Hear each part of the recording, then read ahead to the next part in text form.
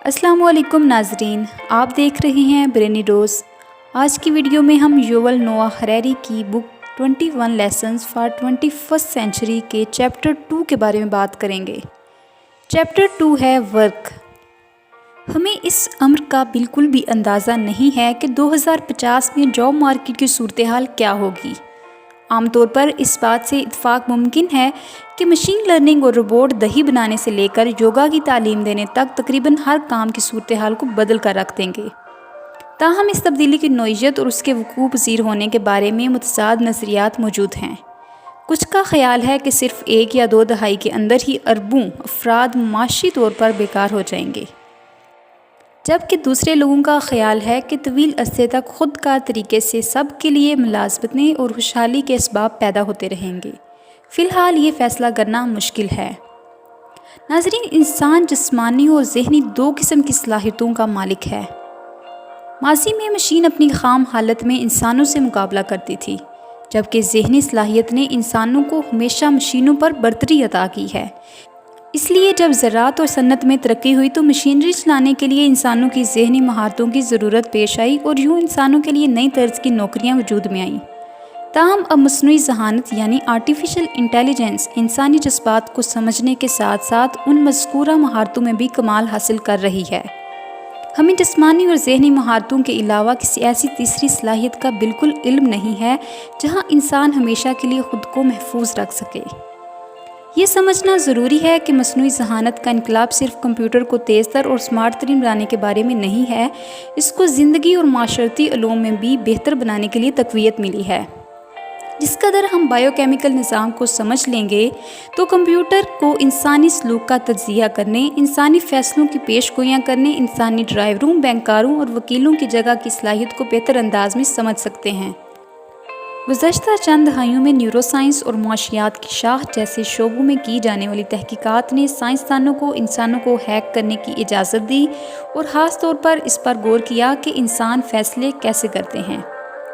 تحقیق نے یہ ثابت کیا کہ انسانی بصیرت حقیقت میں پیٹرن کی پہچان ہے۔ اچھے ڈرائیوروں، بینکاروں اور وکلاء کے پاس ٹریفک، سرمایہ کاری اور گفتگو کو جانچنے کے لیے کوئی جادوئی بصیرت نہیں ہوتی ہے، بلکہ ان کی روزمرہ کی مشق انہیں یہ مہارت عطا کرتی ہے۔ اس تحقیق سے یہ بات بھی سامنے آئی ہے کہ انسانی دماغ کا بائیو کیمیکل الگوریدم مکمل طور پر کامل نہیں ہے۔ وہ متمدن جنگل کی زندگی کے بجائے افریقی ساحل پر سیکھے گئے طرز زندگی پر انحصار کرتا ہے۔ اس لیے اس میں ذرا بھر بھی تعجب کی بات نہیں ہے کہ کس طرح اچھے ڈرائیور، بینکر اور وکیل بھی کبھی کبھار احمقانہ غلطیاں کرتے ہیں۔ اس کا مطلب یہ ہے کہ آرٹیفیشل انٹیلیجنس ان میدانوں میں بھی انسانوں کو پیچھے چھوڑتی جا رہی ہے، جن کے بارے میں قیاس کیا جاتا ہے کہ ان میں وجدان کی ضرورت ہوتی ہے۔ اگر آپ یہ سوچتے ہیں کہ مصنوعی ذہانت کو انسانی روح کے ساتھ صوفیانہ احساسات کا مقابلہ کرنے کی ضرورت ہے تو میں یہاں بتاؤں کہ ایسا ناممکن ہے۔ لیکن اگر مصنوعی ذہانت کا مقابلہ عصبی نیٹ ورک کی ترتیب اور امکانات کا حساب کتاب لگانے سے کیا جائے تو مصنوعی ذہانت کے لیے یہ مقابلہ کوئی خاص مشکل نہیں ہوگا۔ خاص طور پر ملازمتیں جہاں دوسرے لوگوں کے بارے میں بہت سی بصیرت کی ضرورت ہوتی ہے، وہاں مصنوعی ذہانت بہتر کام کر سکتی ہے۔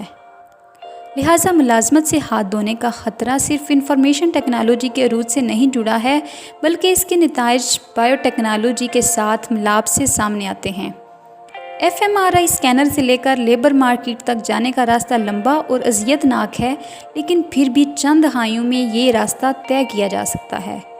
دماغی سائنسدان امیگدل اور سیریبلم کے بارے میں آج جو کچھ سیکھ رہے ہیں، اس کے نتیجے میں 2050 میں انسانی سائیکیٹرسٹ اور محافظوں کو پیچھے چھوڑنا ممکن ہو سکتا ہے۔ مصنوعی ذہانت نہ صرف انسانوں کو ہیک کرنے کے لیے تیار ہے، بلکہ ان تمام صلاحیتوں میں بھی مہارت حاصل کر چکی ہے جو کبھی بالخصوص صرف انسانوں کی ملکیت ہوتی تھیں۔ اس کے علاوہ یہ مکمل طور پر غیر انسانی صلاحیتوں کی حامل ہے، جس کی بنیاد پر مصنوعی ذہانت اور انسان کے درمیان ایک واضح فرق پیدا ہوتا ہے۔ خاص طور پر مصنوعی ذہانت کے پاس باہمی رابطہ اور اپنے آپ کو اپ ڈیٹ کرتے رہنے کی 2 غیر انسانی خصوصیات ہیں۔ ناظرین، آئیے بات کرتے ہیں کہ آرٹیفیشل انٹیلیجنس انسانی معاشرے کو کتنے فوائد دے سکتی ہے۔